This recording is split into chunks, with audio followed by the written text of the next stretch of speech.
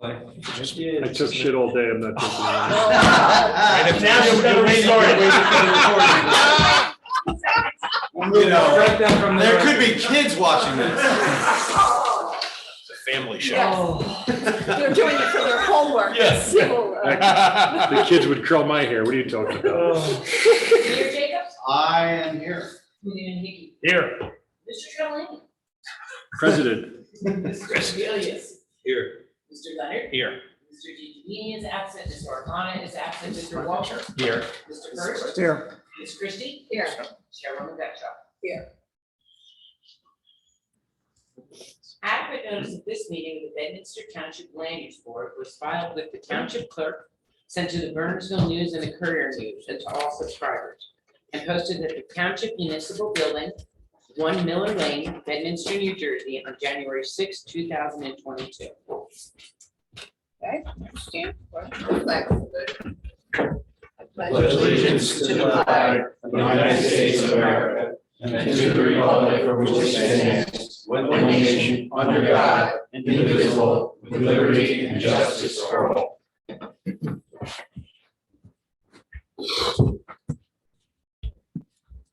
We'll open it up to the public. We have any public online tonight, Janine? I don't. No, it looks like Mr. Cochran from Stonefield is joining us. Okay, Engineering.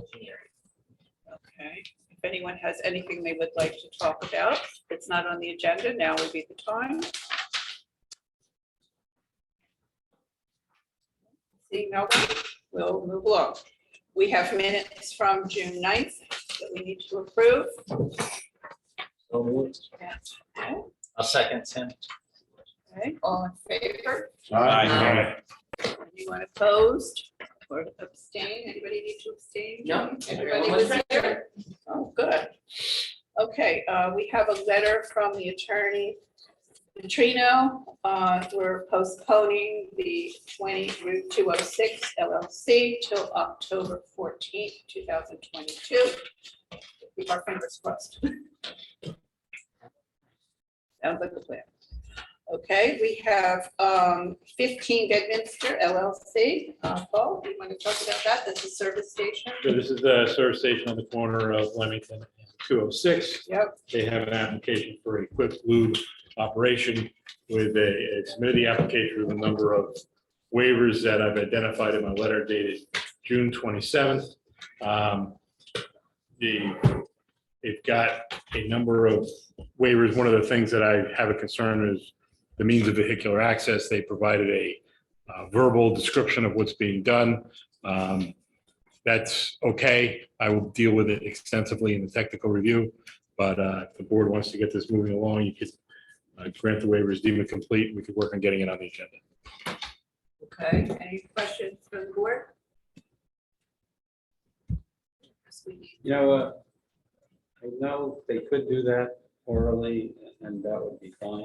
You're okay with that, but this is a very controversial property, and so it seems to me that anyone who looks at the plan should be able to tell where the car's gonna line up when they're waiting to go in this quickly. Because it all interrelates with where you park to go to Dunkin' Donuts, which will continue. So- Oh, I didn't know that that was So planned to be continued. I like Paul's idea, but I want you to think about, would you rather see a drawing that said 10 cars can stack here? Well, what they've said, Tom, in their letter is that no cars will be stacked. They're going to be sitting in the parking spaces with people sitting in them. Yeah, which I find interesting, but kind of bizarre. Right, but that's what their proposal is. Yeah, well, I think that. So maybe work they are- like Jiffy Lube down 22? You come and take your keys from you. They're gonna sit and wait. Well, that way Stacked you up can't three, leave. three, four. Where they stack. I'm not saying you have to, I just. Well, maybe a statement, I just feel like rather than just an oral statement, maybe Some kind of record.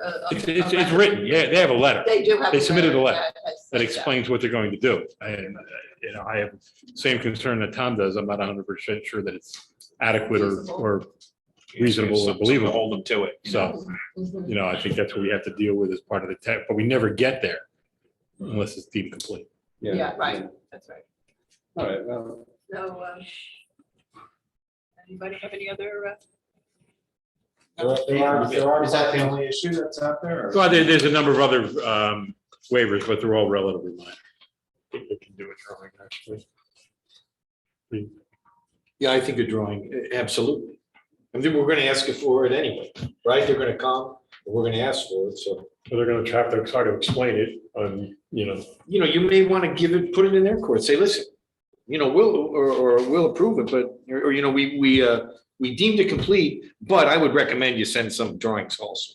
You could do Yeah, well, that. that will be in my technical review, Yeah, So, right. yeah. Why would they ask for a waiver if they know they got to do it anyway? because they think they've done it.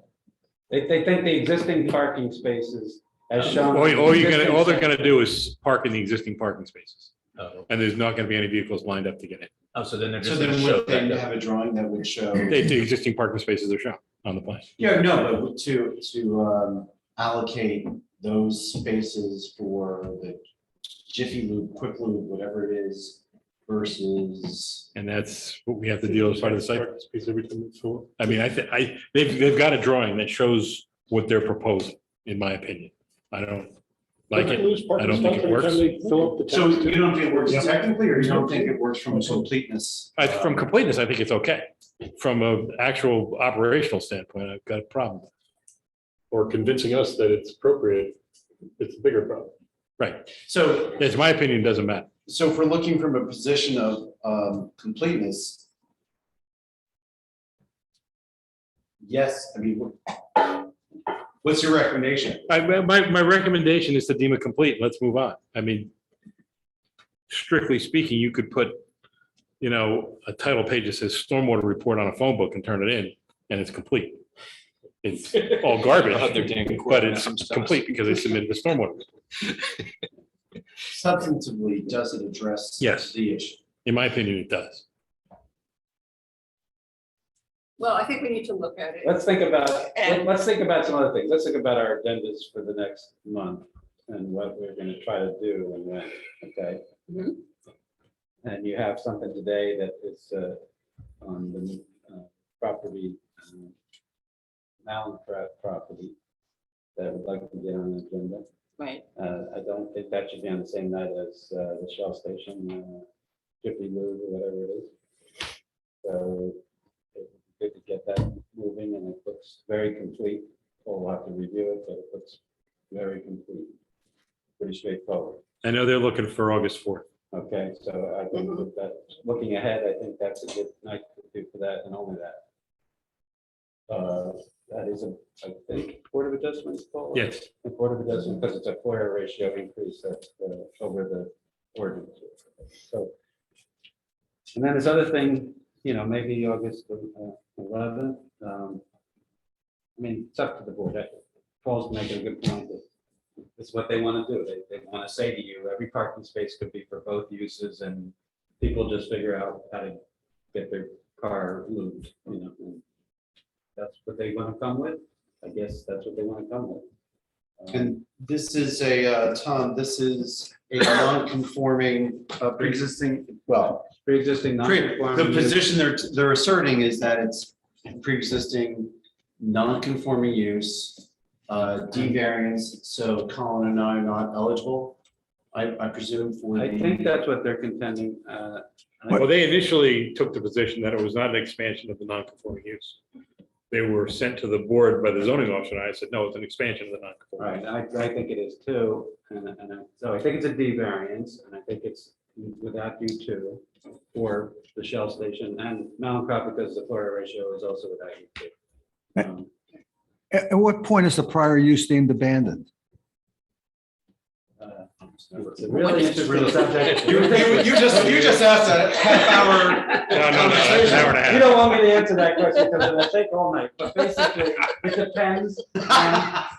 Which lawyers love that answer, right? It's deep and. They have a CO that says you can use it for that right now. They what? They have a CO Well, they. probably that says they can use it for I'm not so sure they- repair and oil I'm changes not right sure they have now. a CO for anything, because if they really pre-existing non-conforming use, they probably don't have a CO, but maybe they do. That doesn't matter.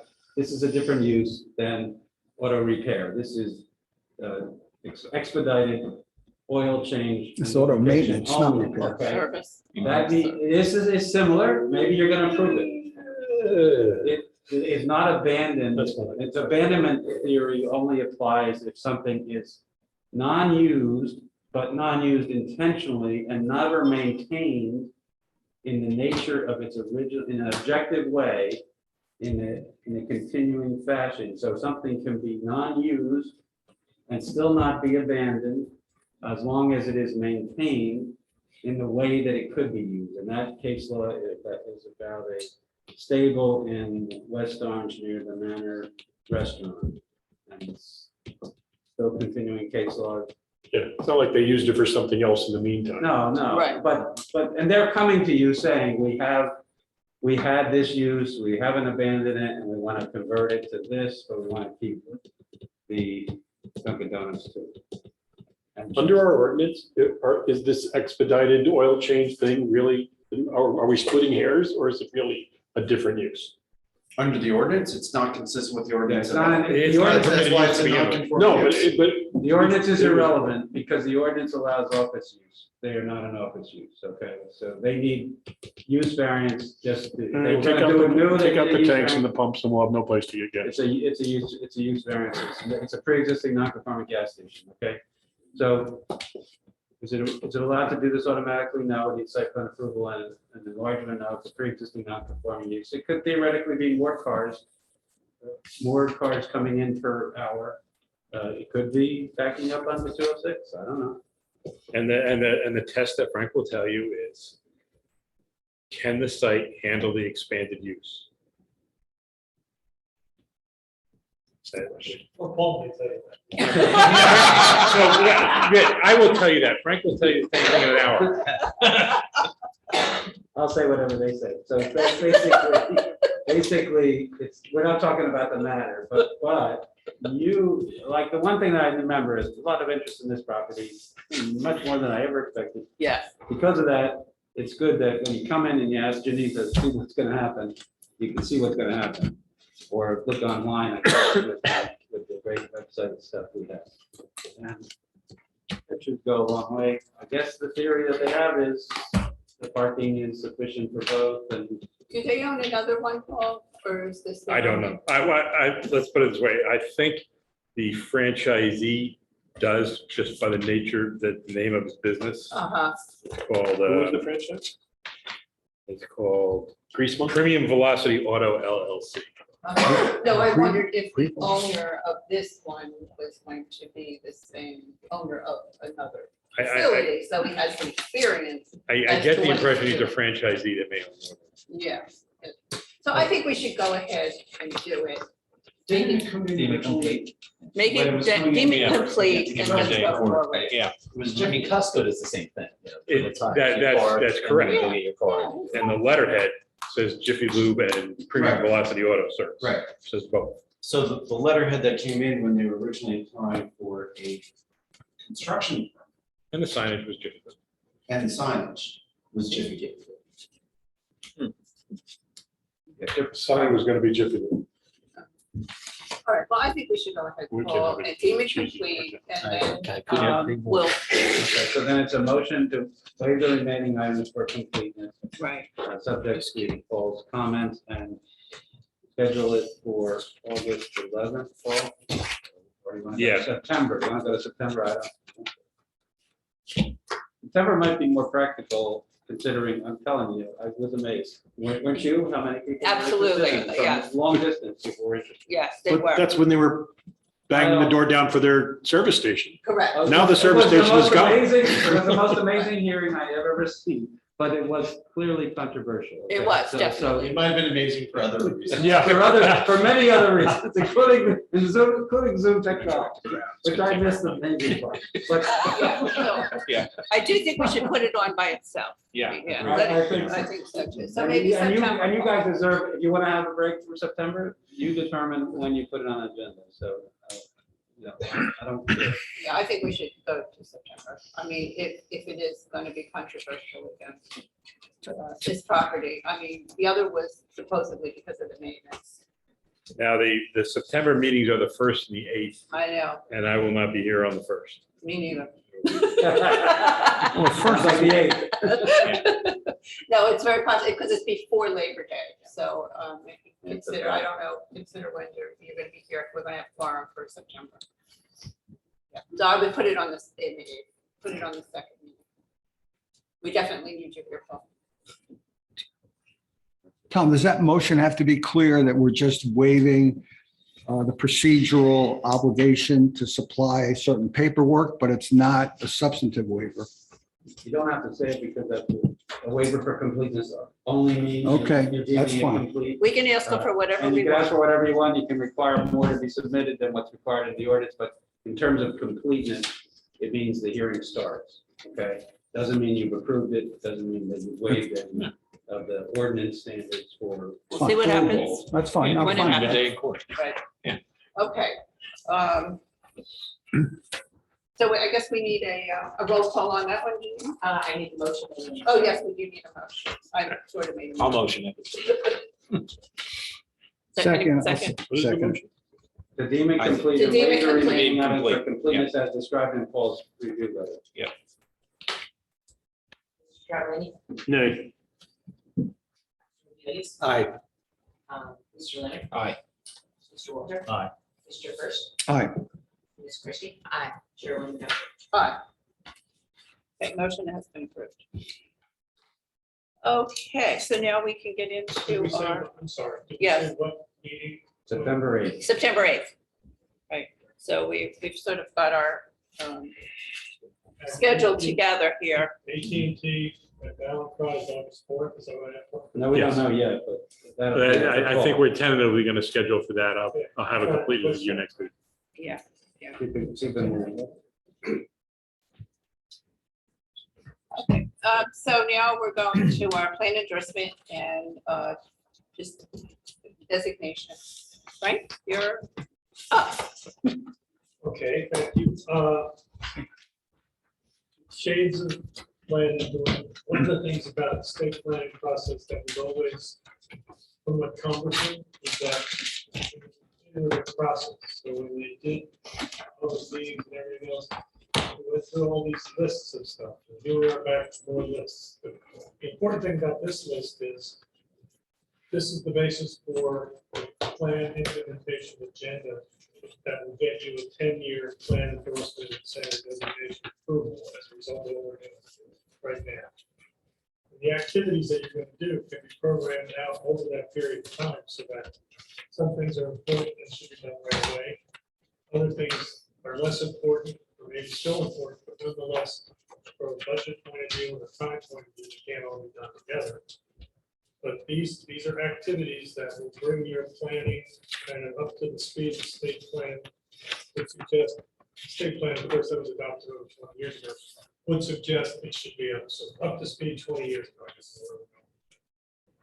What I did was I took the recommendations that came out of the DEQ report, and they became the first column on my table. I took what I recommend to you would be the township response, that's the second column. Then whether it's a short or a long range project is something that just kind of winged it on, but most of the items in long range. Other than what we have to do this year, we're not going to do a whole bunch of this other stuff this year. What happens next is the statements over the list. Paul has, in an update that he provided, has shown that some of the things on the list have already been done. Or ready to be submitted to the state. And they're important things that will really matter in this process. So I'll update this and get this back to them. But really, the purpose in your looking at this and talking with us about it now is, to a certain extent, the state is trying to get the state is trying to get a commitment from the township that you will pursue policy goals and actions like the ones that they listed, very much like the ones they listed, unless you. Can I stop you for a second, Frank? Yes. When you say they, who exactly is they?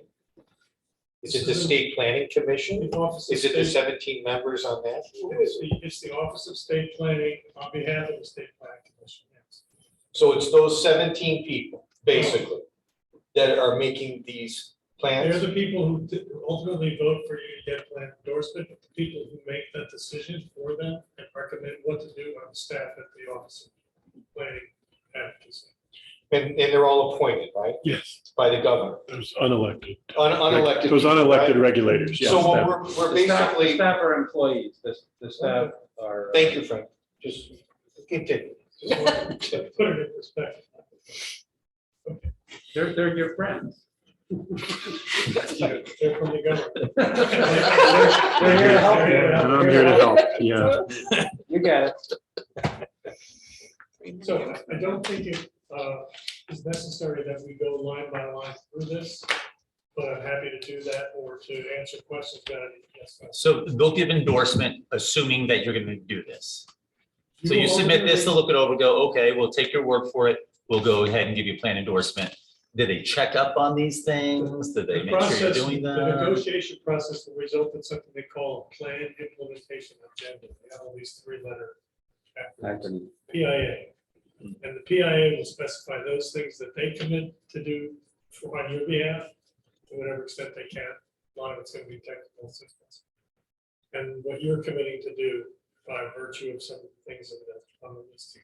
Good, but they're long-range things that aren't gonna happen within the first couple of years, but you still get plan endorsement. It's called incrementalism. You get the endorsement, and you maintain it by showing good faith effort to do the things you said. Okay, now I've been told PIA before, but I don't think it's the same thing. Something different, okay, I didn't know. I didn't. All right, all right. I just, Once yeah, it's a family show. I just want to know where the ESG is. I'm not gonna- So we do have the opportunity to say no, and that was certainly something that we did discuss with staff at the Office of State Planning. There are some elements we say, we're not gonna do it. We address this issue, we address that issue, we're not gonna do it. There's some issues that you may still get endorsement. There's some issues you may not. Well, really, what should happen next, because the commitments that are being made here are in part on the policy side, what the planning board would do, but the governing body is driving the bus on making a commitment to move forward with this. If they don't want to do this, we shouldn't be doing it. I mean, we wouldn't be doing it on our own. So I think what comes out of this is if you agree with these actions, recommendations for action, you would recommend to the governing body that they use this as the basis for their negotiation, and then if they want to change it before they pass it along to the state, they get the opportunity to do that as well. Is this stuff all real? Or is this just like writing something that, there's a form and you copy most of the form and send it back? I mean, I read these things and I don't know, where the flood zone starts and the floodplain ends. And I don't really know all those things, but, some of it just seemed to me memorializing, which is a matter of common sense, we would or wouldn't do. Well, they talk about identifying and mapping floodplains, which we've been doing. Right, for- exactly. But I'm just saying, Well, but they- when you read this, No, that one is real and Paul can actually Right, find it, but- map it. That's not, that's the. I understand it's more- that. The one that is more like, up there Keep is, talking. no, listen to I this one. lost my Think seat. of this one, solar sustainability and electric vehicle planning. Okay. What can you do at the planning board to direct the purchase of electric? You could stop every car that You can doesn't, do that's- nothing. you can stop do- every car that's not solar, give them a ticket. I don't know. You have no authority to do that. You have no authority to. tell So them. then someone will go to court and stop us. I'm just saying, a lot So of you this don't- stuff just seems to me, and it just seems to me that somebody, has a job and they figure the more stuff that they have to review, the longer they have the job, and that it gets to be meaningless. And I'm just trying to understand if that's the case. We're at the point, it is what it I think is. it goes Yeah. much deeper than that, really. No, I think it goes much deeper. But it is what it When you is. look It at is the what it members, is. It is what it is. when you look at, excuse me, Tom. When you look at the members of the state planning board, and you look at who they are and what they believe in, then you'll understand. it's calculated, okay? The whole thing, and I'm not saying it's good or bad, or there's not great elements of it. I'll say it's bad. Okay, he said it's bad, but it's not by chance that they're trying to regionalize and take away home rule, okay? Yeah. This is the goal, Oh, sure. okay? I don't disagree with that. So, we gotta be very careful as a township, what we're recommending for a resident, Well, look, okay, I think. all of that is very interesting and important, and you should think about that, but an example of something you are going to do, which you would do anyway, and which is in the first category of early priority, is you're thinking of amending the master plan to change the zoning in the future land use map of AT&T property. And when you do that, because of the state statute that's not caused by plan endorsement, the state statute says you shall update your land use element to include a vulnerability and risk assessment of climate change. All right, that's the state statute. That isn't the state planning commission. That isn't caused by plan endorsement. It's caused by a law. Yes, it's a legislature. Yes, it's a Democratic majority, but it's a law. So if you want to do an amendment to the master plan, you have to do that kind of analysis. Fortunately, the county did a great analysis. We can incorporate it by reference and by all kinds of detail into that document. Costs a lot less for us to do that.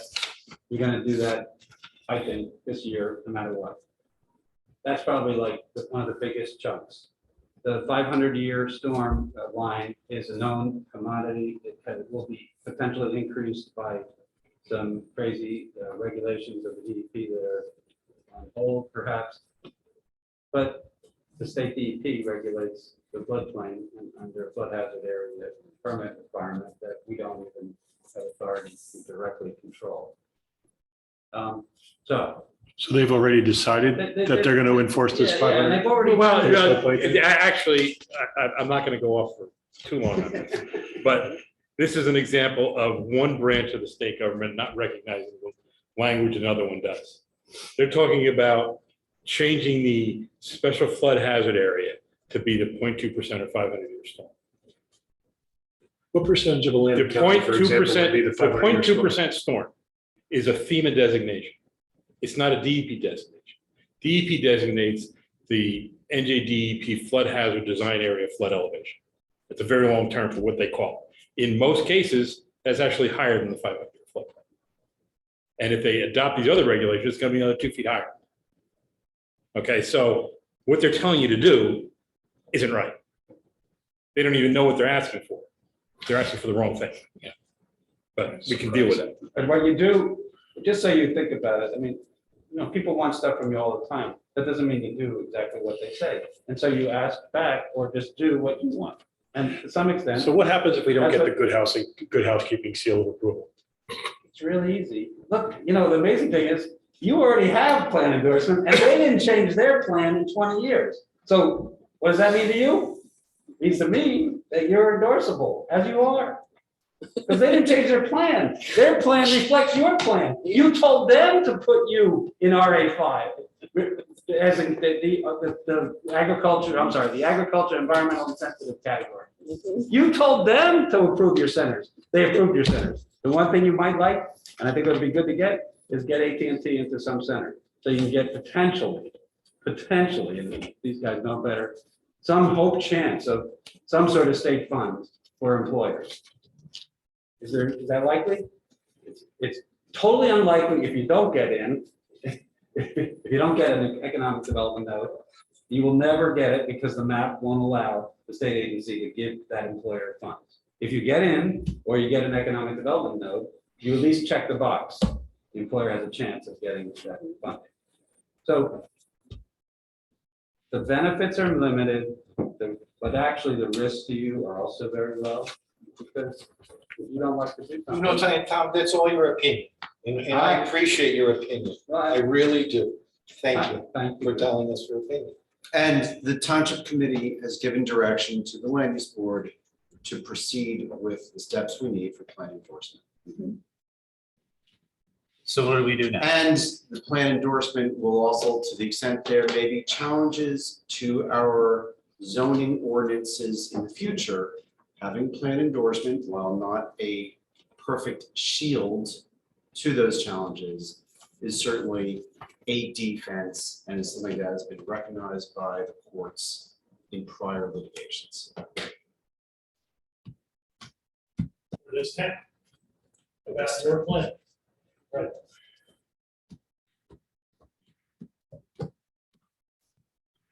The fact that I don't understand what half of this stuff means is one thing, but when he tells me that they don't understand what some of this stuff means is disturbing. Yes, Oh, yeah. welcome to working with the state. Yeah. They don't know what, they don't know their own terms from going on. They don't even know in their report that you already have a flood hazard area ordinance or a flood protection ordinance. They don't even acknowledge it. So And yet it's in an does this ordinance. version include your comments, or is this? No, I gave my comments to Frank as to the status of some of these things, and some of the things that just are not doable. I did attach it and send it to everybody, but the only way that you can see them is if you actually log on the dialogue box, then it shows you false comment. Oh, It doesn't print out with them. I'll give you an example of one of the comments. One of the items is keep a regularly updated inventory and map of areas that frequently flood, including but not limited to repetitive loss and severe repetitive loss projects. Those are FEMA terms under the flood insurance program, and it is actually illegal for us to publish that document. So when you do it, you tell them. That's correct. We, in our hazard mitigation plan, we do not, You can't. we don't show the individual properties that's. That's it. I just had this in my town down the shore, the same comments, because we had the same meeting, and that's exactly what they told us, you can't. So you don't tell us. How many planning boards are you on? I didn't say planning board, Oh, I'm not on the planning How board many down meetings there, you but I go to? had a township meeting all about this floodplain and flood zones and everything you can imagine with. You go to, so in your free time, you go to other planning board with meetings? lagoons. I used to do that for a Don't living. get enough, she doesn't get enough of this, Rich. You know how many meetings I've sat through over 40 years? Way too many. I have a couple other questions or, Yes. like some. Yeah. What is the relationship between sustainable Jersey and this plan endorsement? You're looking at me? You want to take that? No. No. It depends on whether you want to hear that sustainable Jersey is a bunch of crap. but you can tell me. No, sustainable Jersey has really become widespread throughout the state as a best practices source. And towns can participate in the process where you get rated, ultimately you can get gold, silver. bronze. We know all that. We were in sustainable Jersey. I'm asking about the relationship between the plan endorsement and sustainable Jersey. I don't think there is one. Specifically, what is the relationship there? I don't think there is one. Well, there's. Well, a I reference beg to page- differ. I beg to differ. No, there is a reference page to working with the sustainable Jersey. Thank you. That's a program that's not a state government. program. Ah, great. It's not. You're right. And that's why we don't want to do it anymore on the Environmental Commission. We did it. We decided not to do it. Really? So now we're coming back around and now they're telling us, oh, no, now you're going to do it again. Well, are they saying you have to do it or they're suggesting? If we went to them and say, that's something, we don't see value in, they're not going to say, we're not giving you endorsement based on that. That it's a negotiation, isn't it? It is, and I think other than things like what Tom mentioned, having to amend the land use plan for that vulnerability stuff, which is gonna be a big thing forever now. I mean, There aren't too many things in the flood business. There aren't that many things in here where they gotta fight to the death to get them because they have to make that big a difference. yeah, I don't think they would. This is like a Christmas list. When I was 12 years old, I gave them to my parents. And you ask for everything, you're going to get a couple of things, but you ask for it all. I mean, Now it's a Sears catalog. Did it work? I was a middle child. You get the hand-me-down. My parents are watching. Well, in the end, you got yours, right? You got exactly what you deserve. So they put a lot in here, say yes, no, yes, based on what Paul just said, and you just go through it, but the goal is to get plan endorsement to protect the town, right? Yes. Okay. That's the, There you go. I should have just never seen that. But George, you would never go to the meeting because you would drive me crazy. That's what it's like. And you know that.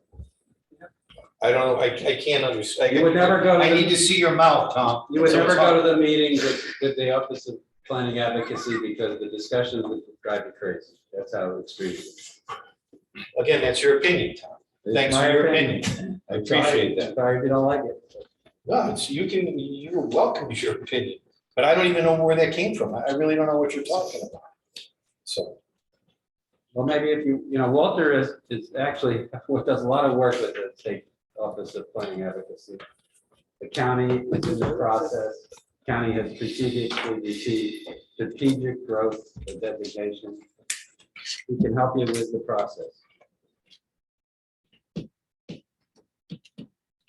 So what's next? What do we do? What do we what's our do? next move here? If you recommend to the governing body that if they agree that these are worthy things to undertake, and I think they do because they told you to go through this process, that you would suggest that they use this as the basis for their negotiations. And they would convey this to the state. Through us. But this, for the version that we're looking at, doesn't have Paul's comments on it. It's for the elements that have already been addressed or we're relying on the county. Just to make it simpler for everybody, I did go through, I have the one with Paul's comments annotated. When Paul said you can't show the repetitive loss business, I put the word not in, so that you would not include repetitive loss or severe repetitive loss properties in the maps. That was one recommendation that he made. And where is that? That would be, We don't have flooding, the third bullet point, under flooding Thursday. these are words, repetitive loss, that would be making sure that you don't identify those properties. That was just- And is there anywhere that we're gonna mark the ones that we're not gonna pursue, that we are not in agreement with, that we're like, we're not gonna do this, like George, we're not gonna, this is something we don't agree with, we're not gonna follow up on this one? I think the governing body is probably the right group to make that decision. Okay, so at the time, then they'll go through it, and they'll When pick they that go up. through it, if they see some of this stuff, to take, even though the planning board thought you might want to do this, we don't want to do this. So it's their discretion, okay, good. Right, the one references sustainable Jersey is if the township pursues brownfield cleanup and and development in future, DP recommends taking action as part of sustainable Jersey. I think I was chair when we got rid of that, right, George? That's an if and that's a recommendation. I think I was chair when we got rid of Yeah, it might have been me. that. That was you. Okay, for letting blame Colin. We're tired of doing book reports. Because we're doing most of it anyway. We're doing most of it anyway. We might as well concentrate on getting it done as opposed to, getting a chicken dinner. And right, you hit a threshold, you hit a threshold at bronze certification for Bedminster because we're just not big enough to hit the elements that are going to get you to silver, gold, or platinum certification. And what do you get with bronze? You get a chicken lunch at the league or down in Trent, not the league, down in Trenton. And we're already, honestly, on environmental issues and sustainability programs within Bedminster, we're already way beyond that. Yeah. And so getting the nicety of the bronze certification and some members of EC going down to get, sit in a lunch and be recognized versus some of the real environmental attributes that we're pursuing. And the work product that needs to go into the Sustainable Jersey application, and that was all being borne by township staff, which frankly was not particularly pleased at having to put all that effort in to get the bronze certification. And the lunch. It's a good housekeeping. I feel a little brutal. That and 50 cents will get you 50 cents worth enough. Right, and if you get to the higher certifications, you may become eligible for certain funding and grant opportunities, but we were never gonna get that. Just weren't, we just don't have, we're not a big enough town, we don't have hit some of those. We're not in an opportunity zone either. Well, it's analogous. I can tell you very quickly, because Paul only had a handful of comments. One of the recommendations was that any proposed concept plan be presented to DEP for early in the review process. Paul asked, how could we require this? I think DEP was talking about plans that we were preparing before we adopted them, like through a public hearing. But I can clarify, I'll get that clarified. Ellsworth Dam is a privately owned dam, and the state wanted us to inform them when we're not gonna be doing anything. Yeah, and if you're gonna touch it, you're gonna get a permit from dam safety anyway. So So You're they're going gonna to be- know all about it. Where's Ellsworth? that's the one where on the ramp up to around 287. It's in the Yeah, hills. it's It's part of actually, Hills Village. it's actually owned by HVNMA. It's where the bikeway comes down. Right. Right. There's a two Yeah, we had to get a detention permit basins. to land that bikeway footing adjacent to the dam. By Winwood. Yeah, By It's just Winwood. not a Right. stormwater detention. It's the impound, the The impoundment. more than 5 feet high above the road. Yeah, sometimes it takes us a little while to find out when something is needed there because they don't always contact the right people with the notices. So And then- we but just they're- got one this recently. They're fast to find us. Right. Paul had one other comment, it was with regard to the stormwater management plan. DEP noted that our 2005 stormwater management plan should be upgraded consistent with the 2019 pollution prevention plan. Paul indicates that he agrees and that we need to update that master plan. So that becomes probably a nearer term. Yeah, that's part of your municipal stormwater permit. It's got to be done. That was it. Unless they change the MS4. So if you want to kick the can down the road, you say, somebody said, I make a motion to recommend this to the governing body, and then they'll figure out what to do. Sounds like a fun. If we all were to, this is like mom and apple pie, and how can you be against climate control and sustainability and all that kind of stuff? You have to be some kind of, monster to oppose this kind of stuff. But at what point do these regulations for an individual property owner, at what point do these regulations constitute an effective seizure by limiting what I can do on my property when I bought it with a particular set of expectations? Now I've got to do I bought this property because it was only in a 500 year floodplain, and I'm focused on that because it happens to be a little bit close to home for me. But I bought this property, was in a 500, I didn't have any regulations, didn't have to do anything extraordinary and all this kind of thing. And now I've got to do these things that are extraordinary and spend, throw good money after bad to correct a thing that may never, ever, ever happen. To me, it's effectively, maybe not a seizure, but you're putting conditions and you're controlling what I can do on my property that you've got no business as the government controlling. Bottom line, no? Am I wrong? If you build in the floodplain and you take up the flood storage capacity that space used to have before you built there. No, I'm talking about 500 years. We're not talking about the, Your everyday. we're not talking about Far Hills Fairgrounds.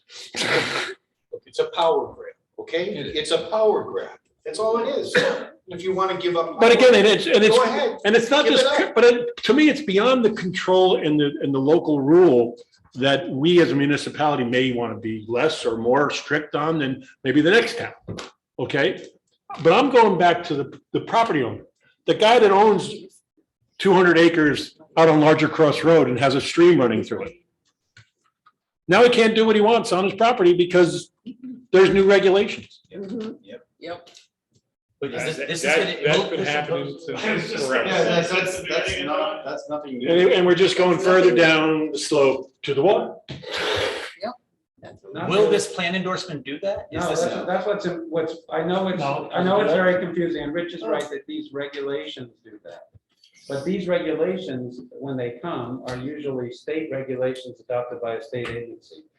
The state plan in the state plan endorsement process, although it has regulations of how to get plan endorsement and regulations on how the state planning commission can and should adopt the state plan and amend it, it does not have the force of law, and under the case law, actually has been determined to not be binding upon municipalities. So their power is Limited. it is amorphous and not law, not a state plan that dictates. Vermont has a state plan that dictates down. New Jersey has a state plan that dictates nothing. Okay, it doesn't even demand that state agencies follow it. And when they try to tie their regulations to it, they lose in court. because the state plan is not tiable to regulations. But George makes a point, isn't this, But the point- isn't this incrementalism as George is describing? Yes, all planning, my view is all planning is incremental, all regulation is incremental. The problem that you have about the theory of it's a taking is basically they almost always leave with you with the ability to keep your house and have a driveway cross through a regulated area to get to your house and elevate your house to the level that is required to be safe. That's true in most zones. To be safe in whose opinion? Who determines what's safe? Those 17, Actually, those 17 zealots. Actually, what, you know what, Hey. you know what determines what's safe is strangely enough FEMA and the flood hazard insurance Yeah, right, regulations. exactly. And those are the most bizarre things that you could ever imagine. And yet they do have the force of law as it applies to whether you can even get flood insurance for a structure. Mhm. And you want to get flood insurance for a structure because that is the only way you will ever get reimbursed for the damage caused by a flood. Most insurance does not cover it. So, but that is not necessarily state regulation. It's a federal insurance program that does have entanglement with other regulations. I'm not trying to defend the state. I'm not trying to say anything. I'm just saying that Rich asked, is it taking? The state plan itself is not a taking. The state plan itself does not have the force of law. It's kind of like a state master plan, kind of like your master plan. They're not the law. They're just not the law. They're a plan. And it's been determined by the courts that the state plan is not binding. So I think it's in your interest. The one thing I want you to think about is what center do you want it to go to? Paul Frank seems to be suggesting, and I think it makes a lot of sense to attach it to Pluckerman Center. Is that what you're suggesting, Frank? I mean, it's across 287 from the hills, open The space. big problem we run into as we go north is that everything is environmentally sensitive. So anything we try to connect, they're going to be trying to pull it back out of that polygon. But out of the boundary. When we go down to the south, everything in Pluckerman is high and dry, and except for the river, which works its way in between, everything we're putting on the map as the center is high and dry. So that was pretty defensible. And if you agree, we'll put that in a more formal version of the map and get it back to the company, the ordinance. So the process would be, and I know it's a mess that's earlier, so the process is you refine some of these issues and then present them to the township committee. And then once approved by the township committee, if approved by the township committee, you would then submit this to the Office of Planning. Back to Donna and Barry to run through the bill. Is that one of the last steps we have in the process? This negotiation part that belongs to BIA is essentially the rest of the process. Okay. So then it's just sitting down with them and just working through, okay, whether it's this list, when are you gonna do this, put some dates to it, maybe not, maybe we say, no, we're not gonna do X, Y, and Z. Right. We do all these other issues, we're not gonna do that. Yeah, I think you have lots of room to say some of those things you don't have a priority. You do the big ones, they're gonna give you the endorsement. And what percentage do you think of these we're already doing? Just ballpark. I know we're not trying to solve climate change right now, but I mean, some of the floodplains, I mean, I look at a lot of these, Almost I'm like, everything on the list, we were already planning. that's what I thought. You already have better stuff than they have. Right. They have a different focus that they're bringing to this new vulnerability. Let's get them watched. Make a motion that we recommend to the Township Council that they engage in the process of obtaining the plan endorsement, subject to whatever negotiation they think is appropriate. Okay, do I hear a second? I'll second. I guess we need a roll call on that, John, I would think. Yes, please. And I'm assuming Larry and Colin are not, because we're sending to them or. No, they are. Yeah, we're planning. Part of the planning board. They're full members on this purpose. Ah, Aye. Mr. Travellini? No, if you just didn't hold back so much. Nay. please. Nay, nay. Mr. Leonard. Aye. Mr. Walter. Aye. Mr. First. Aye. Ms. Christie. Aye. Chairwoman Betcha. Aye. Okay, we will follow up with the governing body on that. And assume that everybody had an opportunity to look at, I'd like to take a lot of credit for authorship here, but somebody else did much of the work, as you all know.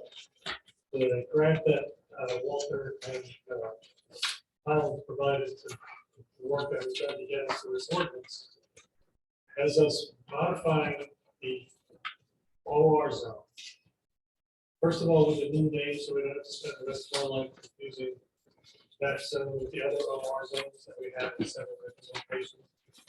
But as you may recall, there were only a couple of changes that were made in the consultant's recommendations. And they were essentially in the permitted use category. Does everybody have, or has seen the draft? This is the- What is this, the ordinance? Yeah. So the thing, we used to limit any kind of warehousing to explicitly to the research or other related use. And what consultants recommended is that we needed to expand the sphere of activities that could occur and the specific categories of activities that they recommended were biotechnology, pharmaceuticals, and other life science industries. And they recommended that we allow production and assembly activities related to scientific investigation, engineering study, product development, similar activities, including in those fields that I just mentioned, biotech, pharma, and life science. That transforms the zone substantially to the extent that the OR zone is one of vintage of open space office zones that were very popular in New Jersey, on the East Coast, in the latter part of the 20th century. So the concept was, if you get a really low building coverage and a lot of green space and wide open, it's a great rateable, and there's no smokestack because they don't make anything. That was the idea of the campus. And zoning kind of tried to follow that, make sure that was the thing that was happening.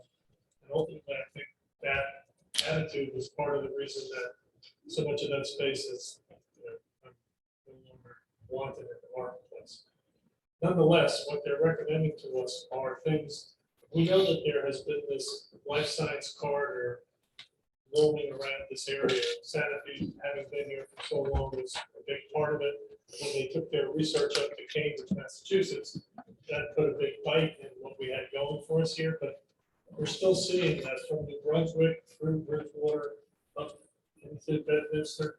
These are uses that are clustering near one another. That's a good cluster to build on. So that's part of the reason that these recommendations came forward. I didn't recommend that we change the bulk standards, for instance, lot sizes and other requirements like that were not changed at all. Well, here, just, I do want to touch on some of those issues. Go ahead, Larry. So on bulk standards, I think they were purposely, the consultants were purposely deferring to township engineering on those issues.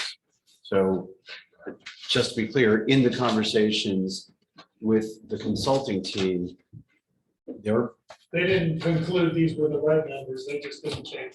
they didn't change them because they wanted to hear from engineering, and largely our consultants were planners. Right. So they did not, they were going to leave that would be a whole separate task and beyond the scope But you of keep waiting their for work. us, so- That guy. I want to know who's behind it. And I also do want to point that We some of the heard he was direction, revolutionary about the subject. that some of the direction from our last meeting was not just looking at the high-tech life sciences. So there were three categories that the consultants recommend, right? So life sciences, high-tech hub, and the mixed use, I'm sorry, the term that they use, mixed Mixed use connections. Thank you. So the mixed use connections, we're essentially bringing in some of those. I don't want to say accessory uses, since they would be individually principal uses. So bringing in a hotel, bringing in a restaurant, bringing in a gym. Some of the examples they used, restaurant, brewery, event space, arts, cultural, retail, commercial, recreation, indoor and outdoor, 100-room hotel. And these are just what they call recreational lifestyle experiences to enhance the campus itself. So those, I think at one point, I think we were calling them accessory uses, but they really would be individual primary permitted uses. No, they're not on this yet. Yeah, they're not, They're not. so I just want to say, so this version of this zoning ordinance addresses really an expansion of what they proposed in their appendix, but that was really focused specifically on life sciences and didn't go to the high-tech hub or the mixed-use connections, which was also part of the recommendation. And so we're sitting here, Wanting all of it. yeah, we Yeah. essentially establishing we're taking the guide rails on the zoning from this to that, Right. And Frank has a. but we're not going over there. Right, to residential. Yeah, exactly. I just want to be clear. So when we talk about, I bring this back to the value of plan endorsement, because the plan may be challenged in 2025, 2026, 2027, 28, as we go to the next round of affordable housing obligations. And are the purposes to build all the support that we need to do for the zoning ordinances that Bedminster adopts. So Larry, so what you're saying is that this is a sort of a preliminary outline? Yeah. Yeah. Okay. And incomplete. And that's why we want to talk tonight. And Frank, per your prior suggestion, has pulled out the Homedale Lucent ordinance, which we don't have to rewrite, and has a bunch of principal, I guess, mixed-use commercial principal uses that could be merged into these principal office, lab, technical uses. They could stand alone, they could be a separate tenant, they could be one owner doing a whole bunch of things. They wouldn't have to be accessory, but they would have to be on the property. They'd have to get site plan approval. And Frank could run through some of that, but it's the things you saw already and I think you like mostly, but so that's what I think you want to do. So that's why we're talking about it. Do we know what I'm sorry, go ahead. No, I was just gonna say, when I read this and I started thinking about technology, would AT&T be permitted on the property, given these uses right now? That's a question I raised. And you mentioned it too, right? I think so. Research and engineering activities. Technology service providers, telecom service providers, general internet service providers. Public utility. I think, Tom, that the You don't point know- is that the example. Just by having an office, you're allowed to do that.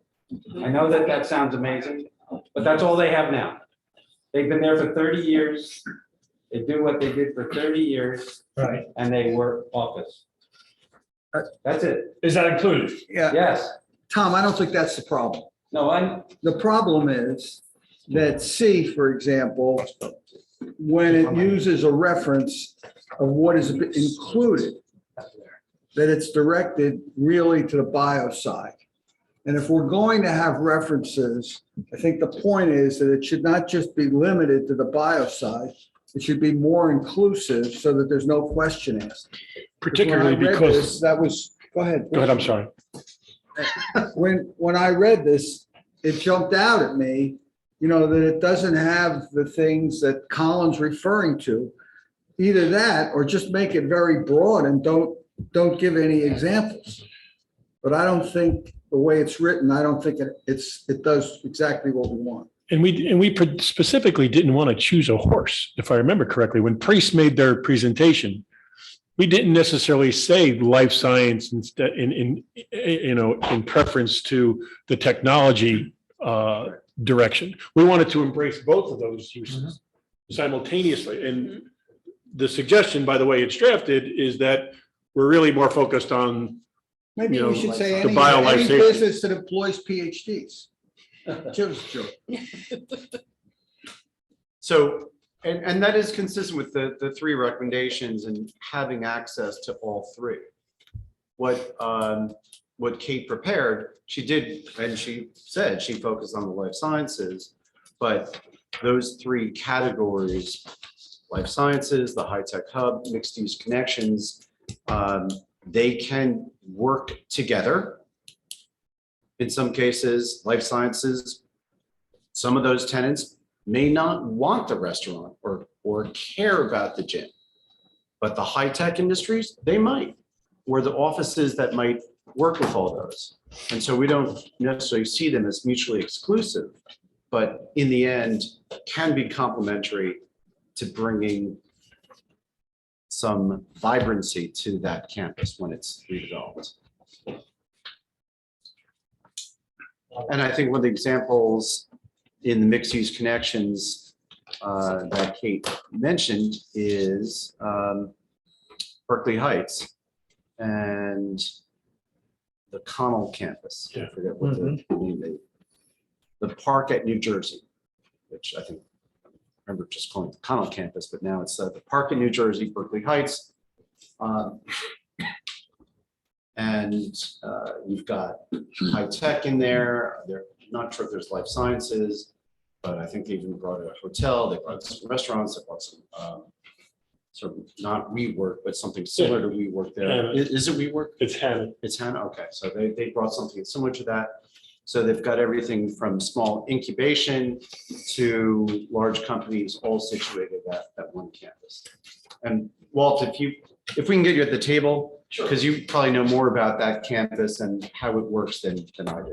And the zone that's in extends beyond the park, right? Does it extend to the Lifetime site and some of the other things that are going on all within that zone? Yeah, I think Lifetime is part of that. Yeah, so there's all those uses are there. I was going to mention there's the Lifetime, which is that recreation health type of use there. So, and point out that that's where that financial services company, the fintech company is going, that is getting the state incentives. Do you know, Walt, I know L'Oreal's moving out, but does L'Oreal do any manufacturing there? That I'm not sure about. Because I know they do manufacturing in Clark. Yeah. But that may just be office that they're abandoning. I would think that's just probably office because L'Oreal's got manufacturing warehouse space really spread out. They've got Clark, they've got some South Brunswick stuff as well. Yeah. So should we not pay attention? Sorry to interrupt. Nope. Walt getting started here. So should we not pay attention to any of these bulk standards at this point? Larry, is that what you're suggesting or? No? Well, it would all depend on whether, to what extent Paul's gone through that yet. I have not. I've thought about it a little bit. I think Frank and I have talked about it very briefly. I think I know an approach. It's going to be based on traffic generation and how you work backwards to get the FAR. Because I think the FAR and the lot coverage numbers are kind of low, frankly. Someone's trying to get yield out of that property. I think those numbers are really kind of low.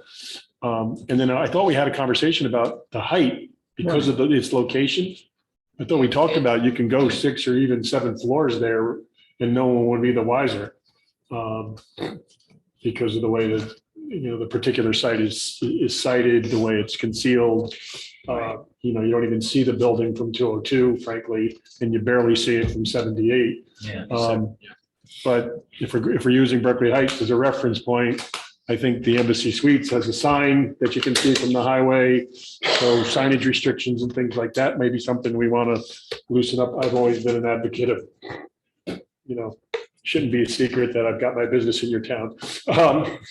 But some kind of signage flexibility as well. But if now is not the time to review those bulk standards, we can defer that conversation. But 12.5% FAR, 35% lot coverage, 25% lot coverage. 16.5 if it's over 100 acres, which that property is. What are we at? 185 there? You're at 1.2 million square feet. No, the acreage was what? 180? It's big, it's big. Do we want the property to be subject to being subdivided? I mean, right now, if you look at the OR zone, it's got those two different minimum lot sizes. Both of which are trying to get relatively larger lots, but over time, one of the things that we've seen happen down in Hopewell Township is the Merrill Lynch facility, which was extremely high spec and very high cost. Construction ended up at $485 a square foot, but it hit the street when everything went sideways. Buildings were selling for $85 a square foot. It was only because they were able to divide what was a unified campus into 8 different lots there. And ended up having this afterlife. I don't know if we need to think realistically about what lot size and what. Right now, there's no public road. I mean, the frontage is on 287. There is no public road except a portion of 202, 206 fronts the lot, which is almost nothing. So Would subdividing it permit you to have, it seems like you might have specialty development. Somebody might want to come in and do 150 units of apartments and be a residential developer. You might find somebody who's got, an AT&T or the likes in tow and willing to do something, a built to suit for, a tenant of theirs. If we don't permit subdividing, then the only thing, we can still have some master planning, but yeah, if we don't subdivide it, we're going to have we're going to limit the number of developers on who can take on such a project, right? Yeah. And maybe limit our opportunities. Right, so one of the things that we discussed is right now, it's zoned consistent with the OR, but the OR has this provision for sites greater than 100 acres. And we talked about creating a new zone for that campus. And that would take care of that issue, because then we would have a zone specific that would allow subdivision and giving you the flexibility on FAR and height and everything else. It would just have separate bulk standards for that zone. So I think what Kate was trying to do and what Frank followed was on taking the existing OR zone and tweaking it to accommodate that site.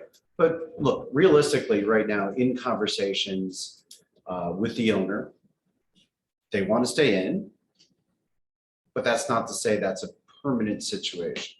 So could you see a gym, a Lifetime or something like that coming onto that property and saying, we want to own.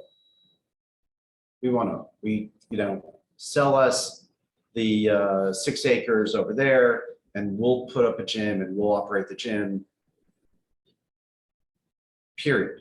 So because of that, because that may be a function of where it goes, and rather than having to play with condos and everything else that sort of complicate the situation, it may be easier to just create the zone that allows for that flexibility. I think it probably would be the most important thing to do. I'm just thinking, the other big use case in Hopewell Township was Bristol Myers Squibb was there for Lowell left 40 years ago, and these guys came and stayed 35 or 40 years. And then when they left, they were just gone. And if you couldn't subdivide that property, we never would have found. We have to have town roads there with that. Well, that was Steve, exactly. The reason I brought up is it's all private roads right now. We could certainly concoct a way that you can. They could have easements or whatever, right? Dedicate the street 100 You can have private streets, subdivisions on private streets, it's authorized, this has to meet the improvement standards for a street. The Hills have private streets and they are managed by various condo associations. You know, it's a little unusual in that the street is long and no frontage is developable for hundreds of feet, but it's also existing and it's easy to convert to some different lot configuration. Sometimes you use what's called planned development to zone for something and allow flexibility within the planned development to vary greatly between lots and to have an overall design theme and an overall landscaping theme and signage. That's probably a good idea. That's why I was thinking of the planned development. Also, I think the on-3 development, which is the old purpose of, is that Roche, I think? Yes. I think they broke it into smaller sites, I think. I think things are subdivided off in the campus. So that's another example of a single user tenant being broken into smaller segments. I'm gonna go back and supplement the uses and include all three of those categories as we already mentioned. Somehow I should have remembered that from the last meeting, but I'm pretty sure that's what you told me. And then what about K on the second page? It says warehouse distribution and sale of materials, products, or goods incidental to and in support of a principal permitted use. Does that mean like a retail environment, or could it mean that? IKEA? Well, that's in your. No, that wouldn't be. Because I know we always talked about the warehouse, you guys, and. What's the primary use? Well, Yeah, see, that's the assessment. well, that's a question of punctuation. Do they need Is to the have? warehouse primary related use? to one of the other principal committee? Well, K is under the list of ancillary uses, isn't it? Yeah. Part of it was, I thought, Accessory was, use. So warehouse is not a principal use. But does it have to be a warehouse that's supported by someone that's already there? Yes, or because is- it's an accessory use. yeah, But okay, so but if they say, we're a, whatever, engineering firm, but we're not at this, we're just gonna do our production and warehousing here, even though we don't have offices here, we're somewhere else, but So whatever. but this engineering is considered a permitted use. We're just gonna do our warehouse here. We're just gonna have our warehouse. Okay, because it's principal, the engineering is principal and the warehouse is accessory, you have to do it. They have to be They have to connected, be connected to some. the same principal use. company, not just the Yeah, same use. company, no, it can be, in other words, like, I think we talked about this, that, somebody that has their principal use of offices, engineering and developing something could actually also have a warehouse in that same. Yes, yeah, I building. got that. But somebody who just is a warehouse cannot be there. And Even though you that might didn't- be You the didn't same- want it to be a warehouse. Yeah, we don't want that. And I don't think we want that, but we wouldn't mind it if somebody's making, whatever, microchips and they run a store, thousands of them in a warehouse. Let's say somebody was making something more consumable, Frank, Tom. So somebody's making phones, or it's a lab and they're making pills, or it's, American Home Products, right? They do R&D and they're making pills there. And they also have a company store that sells all American Home Products, and I'm dating myself. But, I'm just thinking of Geraldo Farms back in the day, right? And they have a company store and they're selling their stuff. Well, That's all that's what what we're trying to include, right? That would arguably be accessory to the principal use of that company. Now, we are also saying, you are saying to us that you want to make a principal use mixed retail, commercial things and hotels, or a hotel, and recreational, lifetime fitness type of place. So, we have to be careful whether something would be accessory to those that you would, because of one of these accessory uses that you wouldn't really want. Like, I don't think maybe you want an IKEA, I don't think you're gonna go there, but that's a retail store with a very large footprint. If you do want that, I think it'll probably is gonna be in the mixed use category. If somebody came in and they said they wanted to have an Amazon distribution facility, no, that's not in this category, it's not in the accessory category, it's not accessory to. So to some extent, I'm sorry, but in the planning report, and I do have to go back. The police report? Yeah, Kate had put in under the zoning recommendations, she put in, and here, this is from whatever page, 27. Zoning recommendations expand permitted uses to allow mixed uses that invite the public for recreation lifestyle experiences.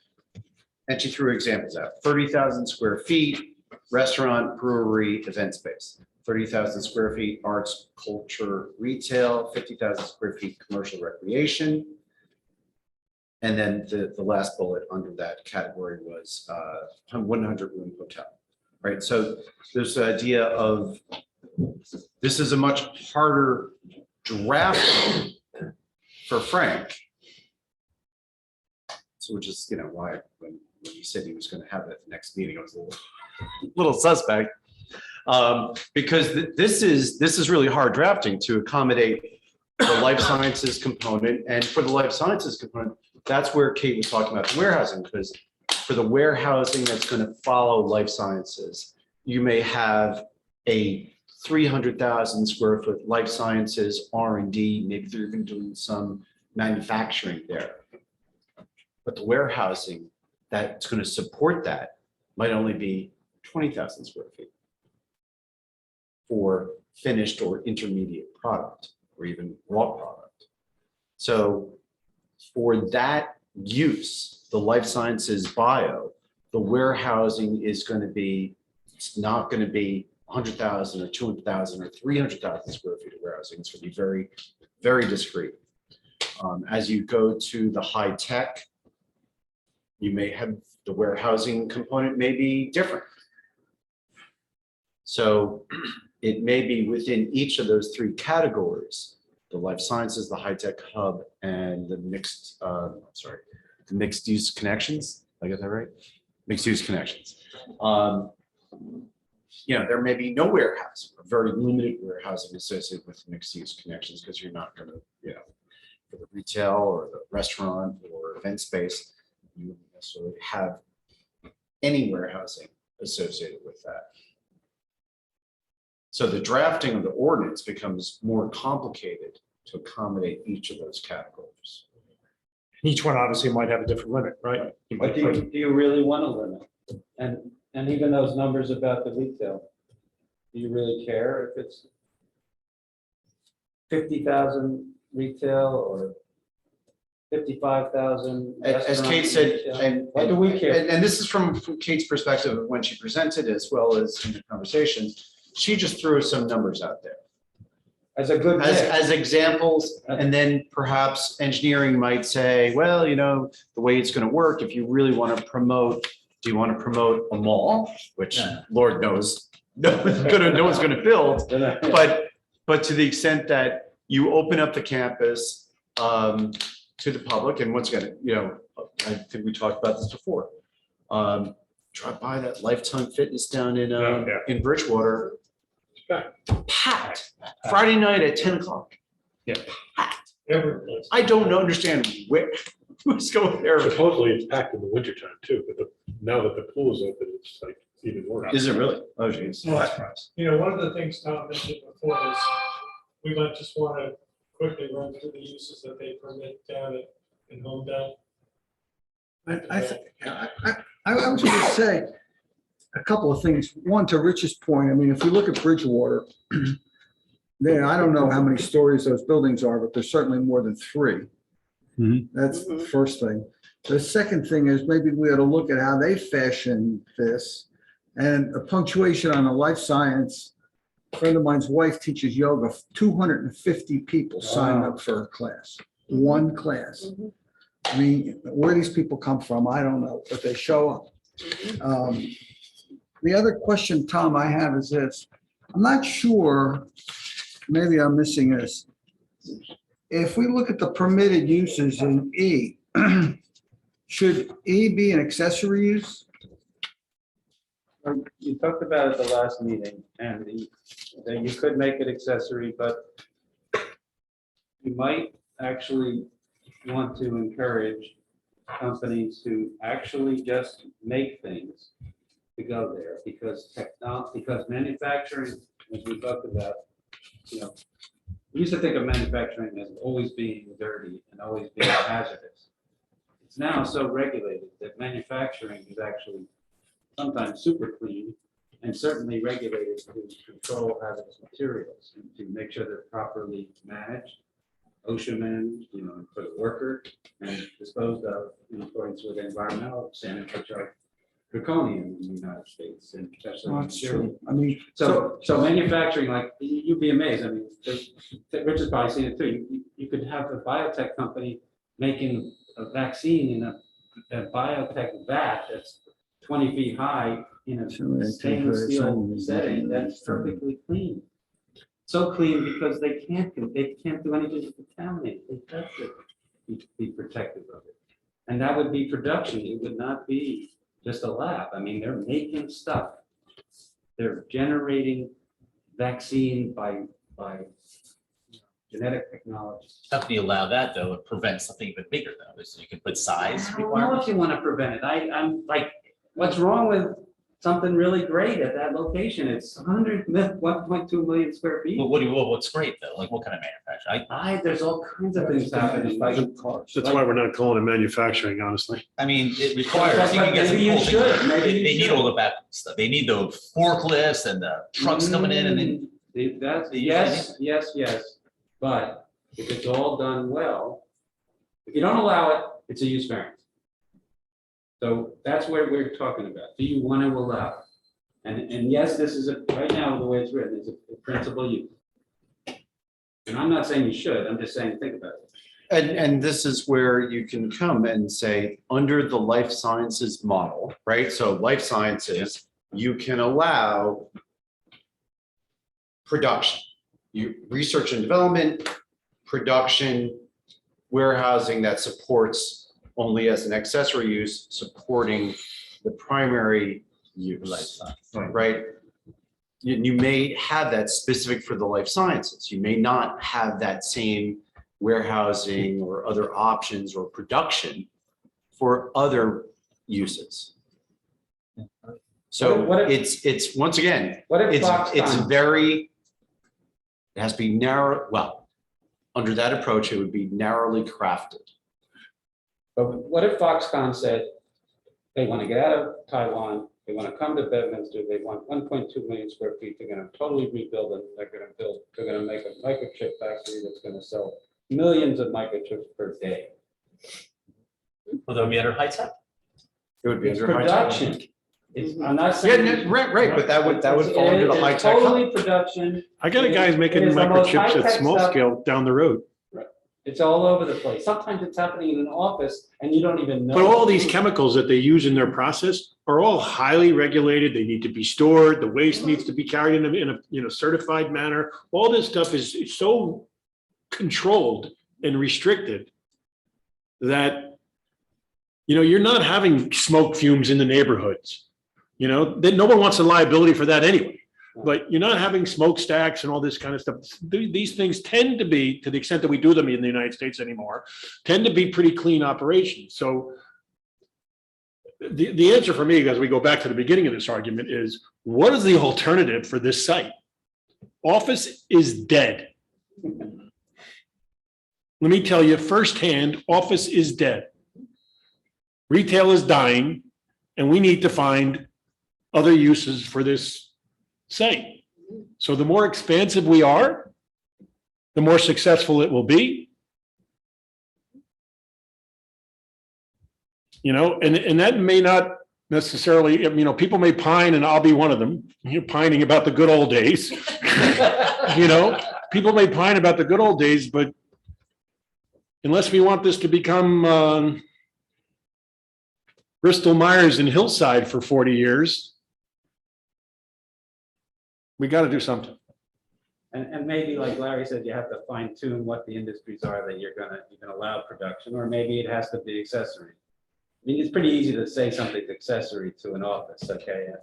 If I was doing it, I'd say, I have my 5,000 square foot office and I'm gonna do this plant over here, right next to it. On the But the other thing is, we're using Same examples where the majority of the operation, the primary use is something that we might embrace, right?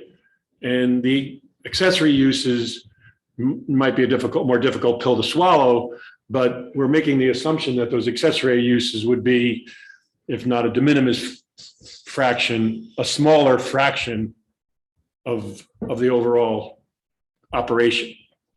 What if you had, and again, I'm going to bring up a retail example, so maybe this isn't appropriate. But what if you had somebody like Pottery Barn?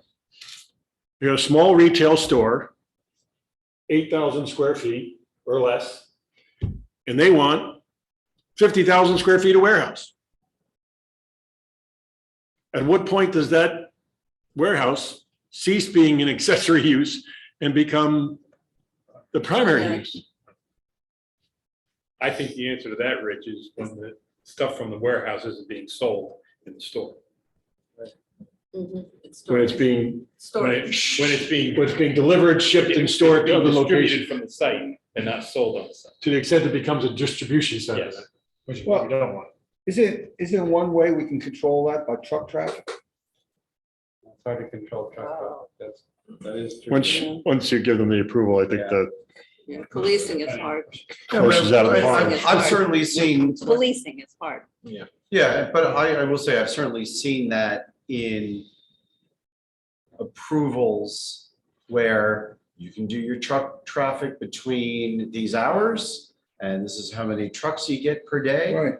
I can tell you in my daily practice, including today, helping clients do due diligence on existing uses and whether they can come in. Guess what? Your truck traffic can operate between, there's one that was reading today between. But two- are those conditions related to a use variance and not a permitted use? Because a permitted use, the Yes. traffic is. Yeah, that's right. Yeah. It's hard. That's my It's- point. We're gonna do some things, that remember we talked to Chuck and his team about, maybe we have to make this maximum traffic-based intensity somehow, which is hard to do, but maybe in the zoning it can be done. Well, it could also be, just as I think Paul had mentioned, it's looking, when we had the kickoff meeting on this, we identified the primary concern, not FAR, but traffic. And so taking some of the traffic considerations and working them back. So that can give you, okay, this is our appetite for traffic. Don't go past that. And that may factor in to how you look at the primary uses and the accessory uses, and perhaps you do it on a square foot basis. But Once again, But Steve's question- the drafting is not easy. No, and Steve's question to you all and to me was, do we want production to be a principal use? And it's a very good question. Do you want manufacturing to be a potential, somebody comes in and says, I want to just manufacture in that floor of. So didn't we just see this with PTC Therapeutics?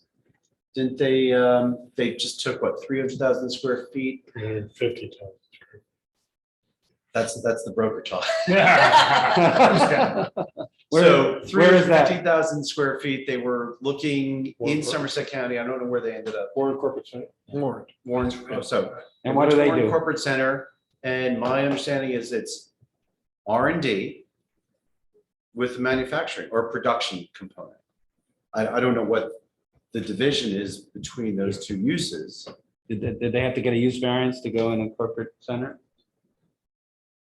Did they have to get a use I'm variance? sure that was only office before. Yeah, it sounds like it What was. was it before? Avaya initially? Yeah. By the way, Citibank, Warren Citibank, Corporate something Center like is that. one of the examples used by Kate in the planning study. Yeah, they loosened up that Yeah, zoning. maybe to they've had the allow ordinance. Accessory uses, there's like a gym and an amenity center there that has some of what we're talking about here. But that fits into what we've been talking about. Yeah, right. The whole thing has been life Life science, sciences. high tech, and mixed use connectors. And are we including, getting away from that? including production, Well, I we- think. I think you've been thinking production. Yes, but- we've been Yeah. thinking of that as incidental to Oh. those Oh, I thought you- uses. Or if it was a PTC, they're doing research and development and they're doing production.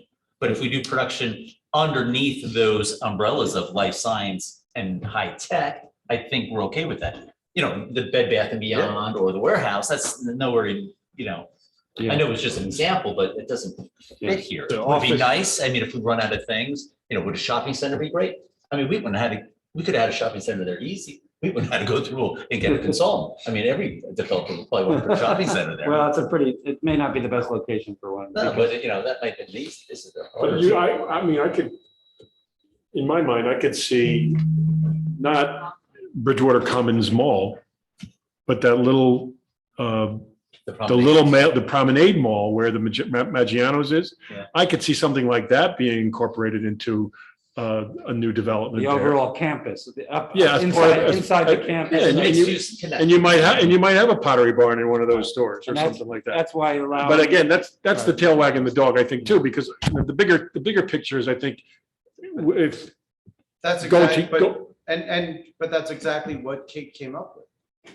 In the mixed use connections, the retail, and the number she threw out was, I think, 30,000 square feet retail. I mean, you know, there's obviously, that was just a throw out number. Promenade's probably 100,000 square feet retail. You think it's that big? Well, I know that the Crate and Barrel by itself was almost 30, if not more than 30. Okay. Which is empty. Which is empty. No, it's going to be, It's gonna be it's Summit going to be Hospital, right? Summit Medical's going to put Medical. Right. a So, multi-group practice in there. but to some extent, when you look at where the promenade is, and then you look, okay, if you go across the street, you've got hotel, Yep. office Yep. building. I don't know that there's any R&D in any of those buildings, but to some extent, you put that all together, There's a pretty, you could do something with, you can, right? So you have all those uses and you've got some synergy between those uses and put them together at the campus. And that is the mixed use connection, which is sort of saying, hey, whether it's life sciences or high tech, you can throw these other mixed use elements into your campus zone. Yeah, and that's why subdivision probably makes it more flexible, more likely for different people to buy and develop. I mean, you get very few people do all these uses as one part of their investment. Look, and Met still owns, and let's say Met's gonna stay in for the long haul. But they still may work with, okay, we're gonna work with this one company that does life sciences, and we're gonna work with them on these 30 acres, and we're gonna work with this other company that does high tech, and they've got connections to the high tech industry, and then we'll work with this other one to bring in the retail, the entertainment, the gym. Right, and so they may subdivide depending upon who they partner with. Larry, are we distinguishing between a mixed use, meaning the retail side, not the, what we call maybe the secondary uses we're looking at? Are we distinguishing in our minds between those that service the other facilities on that campus as opposed to being an independent draw for people to come in off-site? So the way, and I'm going to go back to the planning study and certainly Walt, join me on this as well. The thought was, if you're going to have that retail or the restaurants or the hotel, that certainly they're going to have, I'm going to use the term again, the synergy with the life sciences and the high-tech industries and the office or whatever the R&D that's going to go in there. But they'll also need the public to be able to come in to support and use those same facilities. So whether it's an independent draw, for example, if you put in, and I'm just, once again, I'm going to say, whether it's Lifetime or Paragon or something like that, you put the gym in, yeah, that may be great for, the offices that are going to be located there. It's going to be much better if it's available to the general public. And certainly there, you wouldn't want to limit, okay, you can only, and to me, that's the distinction between an accessory use that might be incorporated into the office building versus a separate primary permitted use. And you plop, You plop the Nordstrom lifetime. rack. What's You know, that? Nordstrom rack going in there. Yeah. Nordstrom. Is that really a mixed use connector? That's, I don't know. That would be, oh, we're going shopping center. More. Nordstrom rack. Right. You know, Saks.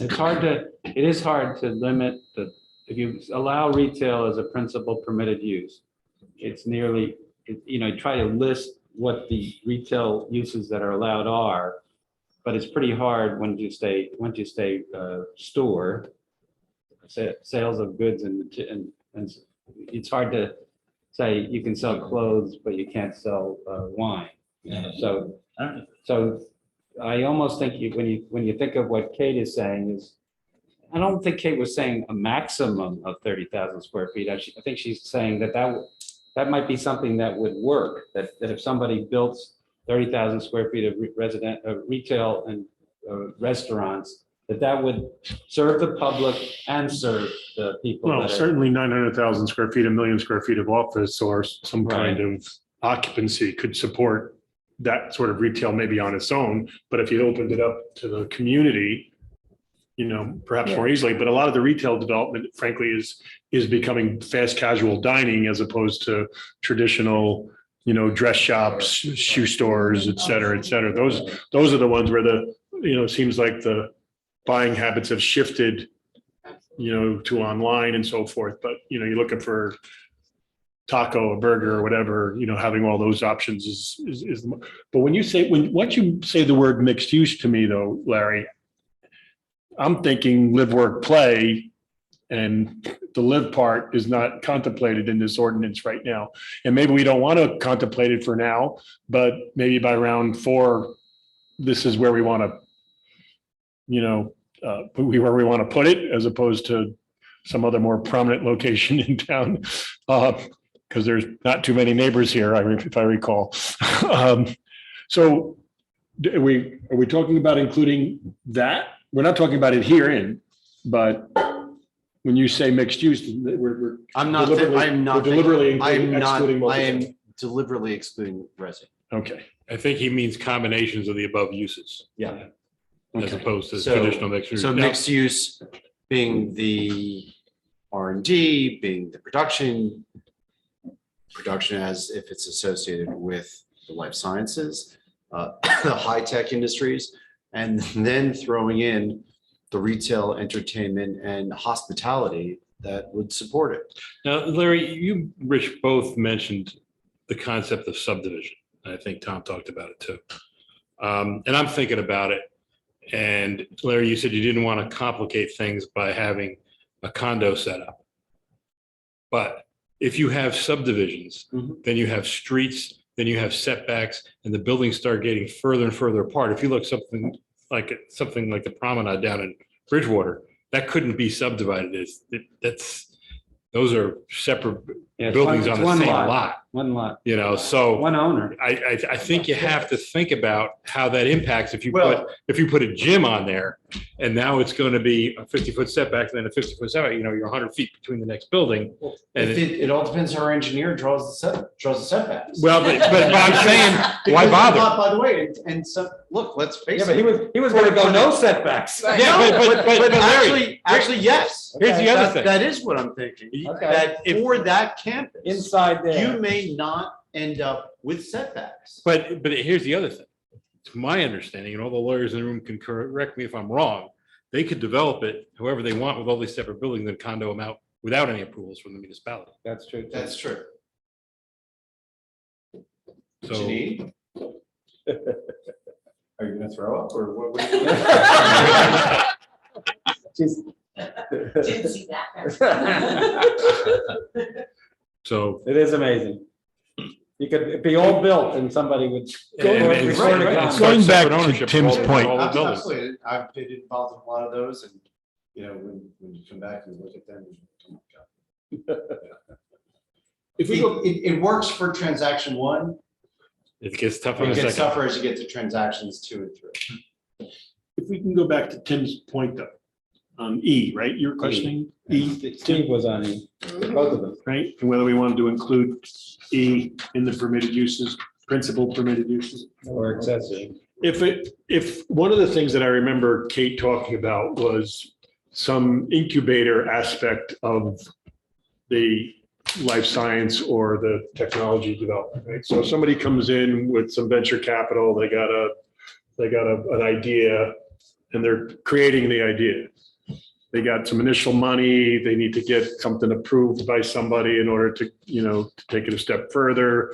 They come up with a marketable product that's approved by the FDA or whoever the hell's got to approve it. And now they want to start limited manufacturing on that site. They may not be able to do, large scale manufacturing, but their business evolved from R&D, right? They got their money, their approvals, they got, they went public, who knows, but now they got a product. Maybe they're refining it, but they got a product they want to bring to market. I would be in favor of letting them create that product on site. But again, it's not it wouldn't be an accessory use. It would become a primary use at some point. Potential. Again, if you're going to designate this as a place where you want to bring, you want to incubate companies. That was part of the discussion, and that's why I think it was written this way, is so they could scale up and take a smaller space, and then if they were successful, and then scale up and do the prototyping and that type of stuff. So I think her comment or suggestion is basically so have the zoning to be flexible so a company can grow and expand without having to go look someplace else, because you want that business to grow in town versus starting here and then going someplace else and making an investment someplace else. Right, and once again, PTC becomes an example. They got their FDA approval for whatever drug they were working on, and they went from 40,000 or 20,000 square feet to looking for that 350. And they had to leave where they were. To some extent, that's a great problem to have. And by extension, you've included here, which is assembly. You might have a high-tech company that develops one thing, but then you integrate it in, right? Which means you take technology from the outside, you assemble it on site, ship it out from there. Happens all the time. So we need to include that. All right, so how about the thing that might. But if you do that under the umbrella of high tech, that gets you to the chip manufacturing, the chip assembly that Rich was just discussing. Yeah. So it may be you have a life science umbrella, you have a high tech umbrella, and that you can play around with the terms like. Let's say you have somebody who wanted to make this.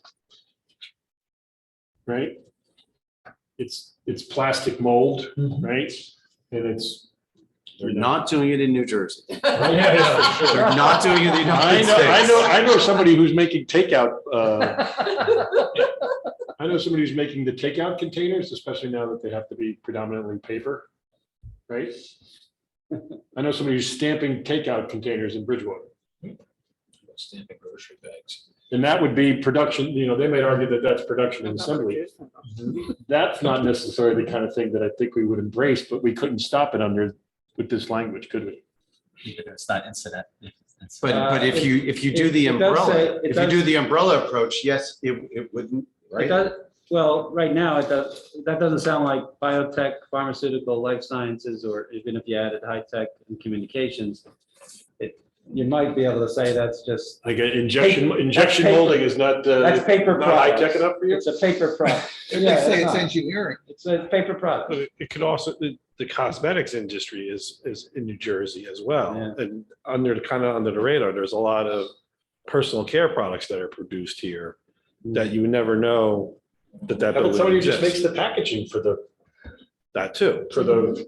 And some of that's all done in the, they do the testing and all that all in the same facility. That's an advanced manufacturing. Some of the cosmetic companies are getting into more of the healthcare aspects of that. So is that something you'd want to encourage or allow? And to some extent, that's where, the life sciences, pharma, it becomes a little, there's some flexibility to those industry sectors. Yes.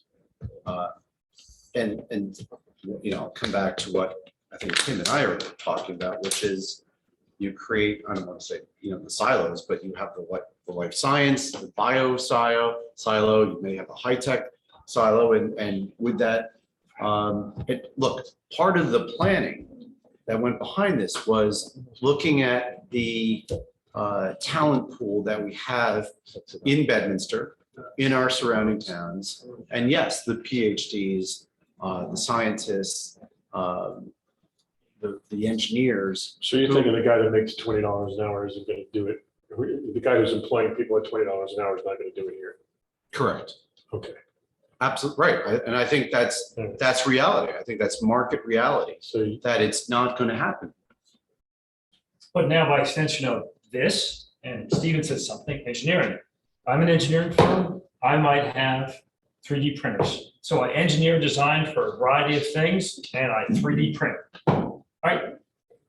It's real, happens all the time now. And the 3D printing is not that expensive. make anything. You can make anything, so, And you can do it in your home. yeah. Join it at the college. Right. They got a whole department. On the flip side, I have a question for you. Public purpose uses, what is that? I already know what I'm going. Where's that? What, on A, I see. Firehouse. D. Very first item, library. Municipal building. commerce? No. Commerce, public purpose. No, public meaning truly government. Non-commercial. And theoretically, it could be the county government or the state government, but it's public. I mean, it does mean government, We would give Walton office here. yeah. But we want taxes They don't too. pay taxes. They gotta pay taxes. Small, Or payment- small. or payment in lieu of taxes. Small. There you go, Tim. There you go, Tim. Or Somerville. Or Somerville. Poor Somerville, right? And the reason I asked, And Somerville's had that issue. the reason I asked the question is it a utility? Is it a? It's not exactly, there probably is, look at D, public utility. I saw that. Yeah, All right, that's, here's my only concern. Commerce has become e-commerce. Are we letting into a backdoor warehousing by providing e-commerce and e-commerce fulfillment, logistics, yada, yada, yada? I don't think so, but you might want to make sure you say prohibited uses are retail distribution facilities. Logistics centers, Yeah, I mean. commerce fulfillment. Yeah. You're slipping the audience. But you know, I want to say this, to some extent, some of these high-tech manufacturers are direct to customer. But they absolutely are. Is that so bad? Because all it is a UPS truck, you know, so I don't know what you want, but I got a sense that you want it to sort of look and feel like it looks now and not be so different that you think it's excessive change. So as long as you think things can fit in those spaces or that land and come in and go and not bother you, do you really care what the uses are? Yes. If I'm a business selling to shipping directly to consumer, that's one thing. If I'm an Amazon fulfillment I center, hear that's. but and you know, because I know you're doing some Yeah, stuff in other towns. that though is when you're talking about, that is a use, a retail distribution facility. So it's last mile warehouse, right? Right. It's not just warehouse. It's actually retail, but it's retail by a truck. Most warehouse zones don't even allow retail distribution facilities. So, and you're not saying it would here, but you know, you got to think about that. What do you want to say about delivery, you know, about by the retailer? But they wouldn't be in here. We're looking life science, high tech. Yeah, they're not. You do have warehouse as accessory too. That's why I don't think you're in here, but what I've said was, and he knows it, you might want to actually say in the ordinance, e-commerce and retail distribution facilities are prohibited. Yeah. You don't want a warehouse, right? You don't want Amazon to take over the site and build a 1.2 million square foot. And you don't want to warehouse. make somebody making the inference is that if it's not prohibited, Right. I go do it. it's permitted. Right. Unless our ordinance says, We probably have a specifically says to the catch-all that says contrary. any uses not Probably does, prohibited. But if it's he's not making a permitted, good it's point, not and permitted. I don't think you want e-commerce as a general warehouse, so a retail distribution facility. It doesn't seem, you've never said that you want that. Larry has made it clear he doesn't want all warehouse. Some people have talked about that, I guess. My sense is that these smaller communities like this, they're not using the big warehouses. They're not doing the 800,000 square feet million square feet like you're doing at Piscataway along, You'd be 287. surprised. They're going a lot of remote places. Rich. They would do it here. They're going Ask Tom about every- what he's involved with right now. Yeah, In a I'm persona non grata. Right, so, but we're not permitting that anyway, so what we're gonna get 287 is and these small, 78. we're gonna get Right these retail. here. exactly. That's He's laughing at all exactly. But you might want to make sure that you don't. And Yeah. you Yes. just explicitly prohibit it. Yes. I really don't even want standalone warehouse is what my understanding is. So you want, if somebody warehouses, you want it to be because they're there for their business. They're there to make, be a successful business who does more than a warehouse. Might you get somebody to argue that if my warehouse isn't big enough, I'm just gonna have more trucks daily? Yes, and that's why it is very hard to regulate. You can do a lot of things to try to regulate, but as Carol said, enforcing restrictions on the number of vehicles, even if in a agreed upon ordinance or agreed upon resolution or agreed upon developers agreement is very hard to enforce. You're gonna have Paul go out there and count the number of trucks that go out per hour during the peak hour. Good luck with that. What are you gonna do if you find that they are? Give them a zoning violation. What are they gonna do? Ignore you. And you gotta go to municipal court. The judge says, what do you mean? You're here for 50 trucks and you're supposed to be 20 trucks. Why are you doing that? $500 fine. Next week, same thing, right? It's terrible. It's terrible. So try to build it into your zoning. What do you envision? And then on the site plans, help you get users that you think fit. And if they don't, maybe that, some of these things you might have to say no to, right? Somebody might come in and the zoning might be a little gray and you might have to say no. If they have to ask for a use variance, they got to go to the board for use variance. They could do that, by the way, now, anytime. They could just come in and ask for a warehouse. Is data center high tech, Yes. Bitcoin mining?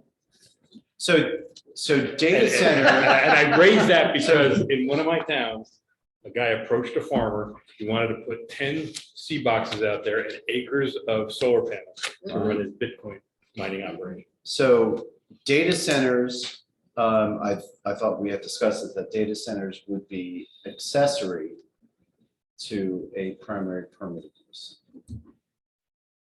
Yeah, I've seen him as principal uses. Yes. Yeah, no, you have seen that. Right. Right, But but is it for a problem? here- Is it a problem? Because you can have a huge data center with no employees, Yeah, I don't know why, exactly, we- no traffic. but why is that a So problem? make that a principal use. Yeah, that's great. Do they still do cold starts? A, do you want to sacrifice what we have for no employees, which, look, Bedminster residents, this is, to me, this property is also an employment center for Bedminster residents. So to me, a data center is not taking advantage of what we have, the assets that property already provides. So, I mean, I come back to the talent that's in Bedminster and frankly, the need for jobs. And data centers, I will tell you, data centers have been, I have been approached about data centers at this property. And we just have to wait and see how this planning process goes and what the township committee does with it. But data centers supporting the life sciences, data centers supporting the high tech. Yes, Accessory to. accessory. Yeah. Which is kind of like warehousing. Data centers actually go into warehouses and say they are warehouse use.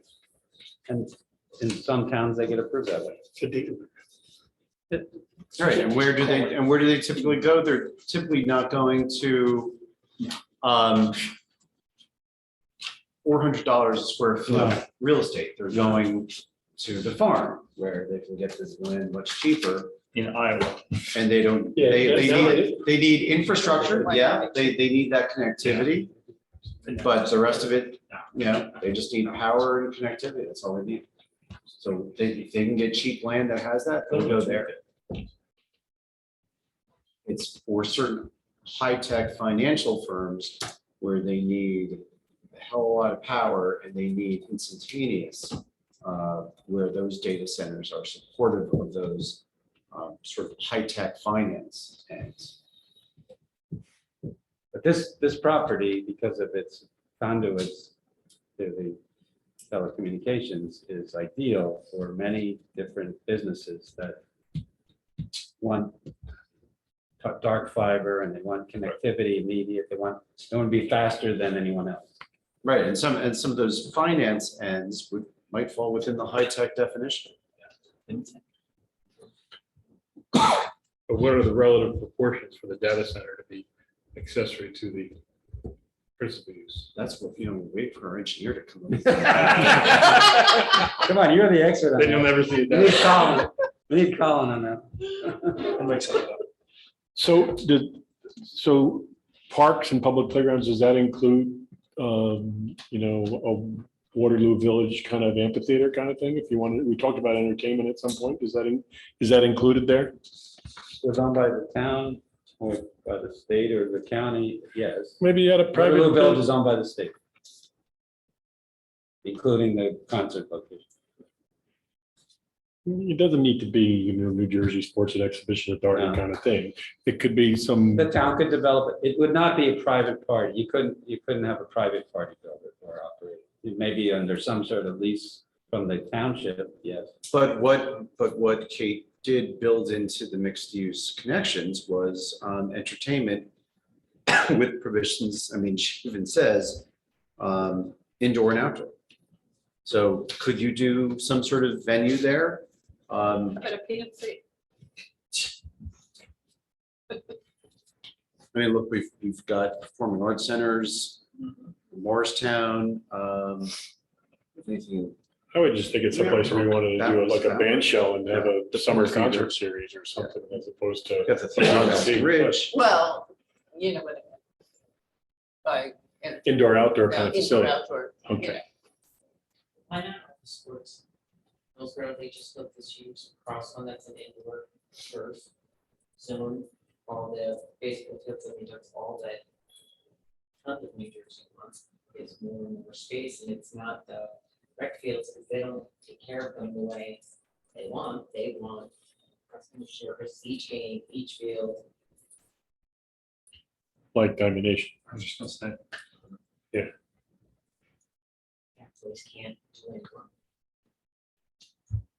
So where do we go from Frank, here? Frank may have some opinions on, right, that's your neck of the woods. Foundation. I do site plan design. Yeah, it's really- Really? That's why they're parked all over the place when I go to Costco on Sundays. We're gonna put a zip line across the road. You literally have to watch out because they just walk right in front of you. They've So if been, I'm reading the they've tea, been charging you to go see your grandchildren play baseball I'm since supposed day to go one. back and do that, I'm supposed to go back and do the last time, right? Mhm. I think this time I totally understand what that is. So. And just, I would say, just take another look at the report. I know exactly what you're talking Okay. about. I apologize for dropping the ball. And with respect to the bulk variances, Well, Paul has you to, know, Paul has to think about subdivided lots. You have to think about whether you want subdivided lots. Larry is saying something I tend to get, which is in that location, do we really care how close buildings are to one another and how close they are to lot lines? And if you don't really care, it's kind of like form-based code. If you sort of accept that it's all going to be up where the current buildings are because the footprint is pretty much established. And it's so far from, you can't even see it, right? So I'm gonna use a word that I'm not- What difference does it make? The closest I've had that conversation with Met was if AT&T leaves, they look at those buildings as worthless. Expendable. So those buildings would come down, the perimeter road that runs along 287, that would not be the road. And they would actually think of something more conventional, road coming through the middle of the site, buildings off to the side. double loaded development. Well, tell them never to tear anything down in New Jersey until you have your other approvals. Right. Existing development is like the only thing that we're allowed to continue to do. It's ridiculous. I'm not really sure Right, I what mean, what this word means, Frank, but when you say view shed, right? If we want to protect certain views into the site from 206, if we want to make it such that, you don't see that there's no side yards, you don't see that it's 7 stories, et cetera. What do we really care if we've got that protected view from 206? And the protected view is not just the highway itself, but it's also the hundreds of acres of protected lands that intervene and really surround the developable area of the site by about, 60% or so. So what we would do with inside that pocket, we could have great flexibility with. Yeah, you might want to actually study how high it could go without being visible from 206, if that's what you care about. I imagine you would, but, and I don't know if 7 stories would be visible or not. It's about, is it 40 feet or 50 feet now in height? It's pretty high. 40 feet, I think. 40 feet, but maybe at. 40 feet is only 3 stories. Yeah, so will it be visible at 7 stories?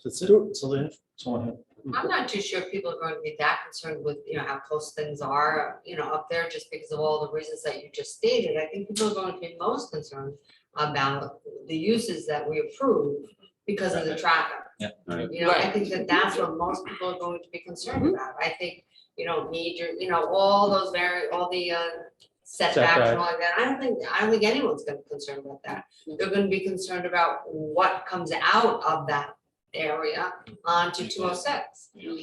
So Larry, I think what you were saying is, absolutely on target, that we need to look at what businesses produce what traffic and then work from that in that direction. Because I think that's how it's going to affect the town the most. Yeah. Is what comes out of what we approve. It's always traffic. Yeah. Always. And And does anybody actually- really care how tall the building is? You can see it?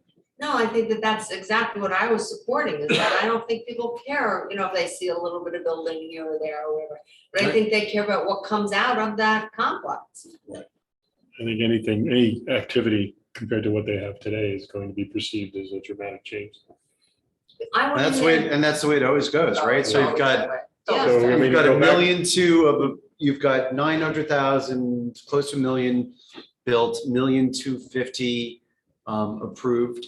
But right now, maybe there's 80 people, 100 mean, you people. could- I mean, once upon a time, there could have been as much as 4,000 cars in it. Recently, and see what it's like, and maybe there were 100 cars there mid-afternoon, maybe 100 cars. Can you describe There was it? once upon a time, Right. it was fully occupied as There's nobody office. there. Oh, I thought there was a gate or something. There is a gate, it's wide open. You Oh. can just drive right in. Oh, okay. But you already have that. You already have that. How fast can the Tesla go on that? Going out there? Really, it's like no cars. There is a camera after the meeting. There is a camera. I just Title want to tell you that. 39 is applied to that property by the Township of Bedminster. You can get a speeding ticket. So Frank, how much time do you think you need, and when do we want to schedule this? See the mayor laughing over there. I gotta think twice about this. When would be a convenient agenda for it to be out? Well, that's what I'm thinking. I'm not sure when we want to put this on next. What do we have next week? Um, We have Goldman next week, and then if things go as scheduled, August 4th, there will be an applicant. We will have August 11th available. I think Paul and I can put our heads together between now and then. Get it back ahead of time for you to look at. August 11th. Okay. Yes, makes sense. Larry, you said, and the owner has some visions of what happens if they redevelop it. Is that vision something that is translated into any kind of concept or any kind of? No, this was conversational. If AT&T leaves, would you keep, and you get rid of the buildings to put new functional buildings in? Or, would you follow a similar layout? The answer was no. Okay. So no, there's no writing, there's no plan, nothing. Maybe if Paul could just look at the current roadway and configuration and just like it was a blank slate for the developed area. I mean, what you're gonna be stuck with, obviously, you got a bridge, Yeah. you're not rebuilding the bridge. There's one way in and one way But then out. after that, you probably, and then you've got the environmental constraints on this side, constraints from 287 on the other side, then you know what you're. So how many developable acres are left and what would be some reasonable expectations, size of the total tract? And then potentially, at Lifetime Fitness, I don't remember the size of the lot, but it's not the biggest lot in the world, but it's a big building. And so it's a high coverage, high parking. And it was an amendment to the zoning of the Somerset Financial Center zoning. I know we keep talking about that Lifetime. I'm a member. I go quite often. It's a zoo. It We're is. talking about traffic. It That is. should be the last thing we talk about. Honestly, it's a And zoo. I would imagine the traffic that it generates is, It's coming out of your nonstop. head. And it's not people that just live there. They're people, it's a draw. It's a draw from everywhere. It's, Well, So you that's got not- college kids, high So school. there's enough kids. demand to do what it better, Bedminster then. so and that's It's a actually, lot. it's funny, It's a that's lot. exactly what I was thinking, the same thing, that whether it may not be a Lifetime, but it may be a Paragon or maybe some other. Whatever. Fitness. Yeah, it's just, you're. it's an And that hour one's going. three, that one's Parents three dropping their stories. Kids off, so you got the traffic in and out, in I and think out, the in and mile is out. about Yeah. 120,000 It's a lot. square feet. It is a lot. Yeah. 120,000 square feet. The building, I think, is 120,000 square feet. They got 2 pools or 3? Indoor pool, outdoor pool. 2 outdoor pools, right? You got a lap pool and then a kiddie kind of thing, right? It's big. And 3 parking spaces. I'm gonna say it's 10 acres only. It's, yeah, it's a lot. It's a lot. It's hard. 10 acres including the parking. Constant. There's no parking. Yeah, that's I've the been there, there's no problem. That's a lot. It's nice. It's nice. So we don't want one of those? Is that- Well, yeah, If- Tim, if Tim, traffic- remember that. Tim this likes property- driving to that one. This property has a DOT permit for whatever number of trips per day can go in and out of that driveway onto 206. That's kind of like the magic threshold. And it already was approved for that. It was already used for that. They might even be able to say they're entitled to that. So, and Chris Chuckaliva will try to work down from that. But there could potentially be a lot of cars per day using that road. The question is what uses and are you comfortable with some mix of these uses? And you're not going to be able to say it has to have a recreational facility. They'll either ask for one or they won't. And so you want to allow it in the ordinance, and it sounds like you do, but you're a little concerned about the traffic. So think about whether to even allow the use. If you want to stop traffic. But you know, what's also interesting, and I know we had this conversation with, I think, Matt from Stonefield and John from Stonefield is on. You know, convincing the public may be different, but most of that traffic that's not going to be hyper local is getting onto 287 or 78. It's not going through town. And because the way the access is configured there, traffic may not even be getting on 206 north into Bedminster Village or south into Pluckerman. It's going to take the jug handle. It's going to swing right back onto 287. Never see it. And that could be true for the Berkeley Heights Lifetime, because I know a lot of my friends, people in this area they were driving to Berkeley Heights because it's not only a gym, but it's a place to meet people, to be seen, that kind of thing. Right. So people were driving there, and that Bridgewater one now probably has alleviated a lot of traffic there, but it's a draw. I mean, you have people from everywhere going. And to some extent, you know, to the Hills residents, like you've got your community gyms, but I just saw a head roll from a former condo president right now, but it's not the same. No. It's not the same. Oh, my God. They do everything. You're in their towers is open. keep you out. No, not a So- lot of people, a lot of my neighbors do belong to Lifetime, actually. So, and that's interesting, that they're traveling to Bridgewater, so, you know, whether it's supporting whatever uses come onto the campus, but it's also supporting a local, a hyper local demand. I think Lifetime's model includes being in an adjacent to or contiguous Right, to an because it office gives, park. it gives them, So I think probably 60% One of their, informed park. of their play is coming from the 1.5 million square feet that is Somerset corporate, right? In Connell, there's 1 million square feet of office space at Connell that is feeding a lot of those. I'm sure, I don't know if the landlord is doing it, but the landlord is offering, I thought the landlords were even offering memberships to people who signed I leases. got through those, all the other parking lots are empty pretty much in those buildings there. Lifetime, yeah. So they must all be parking over Lifetime. Yeah. It's crazy. It's and it get, and that And it could be that fine. gives them a Refer back 60. to office is dead.